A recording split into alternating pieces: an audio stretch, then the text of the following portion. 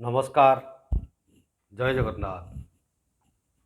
आज आपण मानकु गोटे छोटिया गप कहवाक चाहूँगी।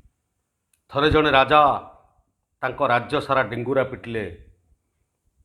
जिते बद्य मान अच्छा समस्ते राज दरबार आसी उपस्थित हुआ। राज्य में जेतेक बद्य थिले समस्ते आज राजसभा उपस्थित हले एवं समस्त बद्य उद्देश्य राजा कहले, हे बद्य महाराज माने आपण माने कहतु चिकित्सित अवस्था आपण पाखरे केते जन रोगी मृत्युवरण कर सबू बद्यक भितर भालिनी पड़गला। अरे ये कि कठोर प्रश्न राजा पचार। चिकित्सित अवस्था तो कहीं केते रोगी मृत्युवरण कर मनरे शंका सृष्टि है। तेणु जो बद्य पाखे 20 जन रोगी मरी सी 10 जनकर ना कहले एवं जहाँ पाखे 50 जन रोगी मृत्युवरण करते सी 20 जन कहले। एमती भाव में समस्ते मिछ कहवाक लगिले।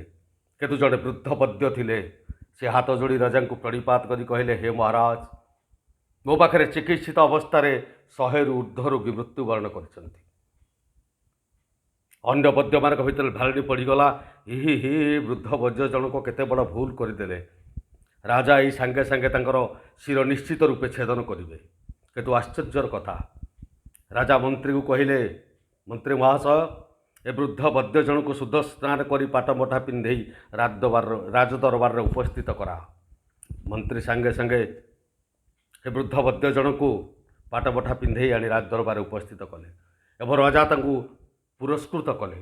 लक्षे स्वर्णभर दे पुरस्कृत कले एवं अन्य बद्य मान उद्देश्य कहले, शुणु हे बद्य महाराज माने जदि जड़े बद्य पाखरे गोटे जोड़े कि 5टी कि 10टी रोगी चिकित्सित अवस्था मृत्युवरण करती तेबे हुए तो से बद्य पाखक अन्य रोगी मैंने जाते किंतु जीवार कारण होउची जे निश्चित रूपे अति जरूरी परिस्थिति रे रोगी माने से वृद्ध बद्य जनक पाखक जाइछन्ति एवं अति सीरीयस अवस्थार पेसेंट को से ट्रिटमेंट करछन्ति।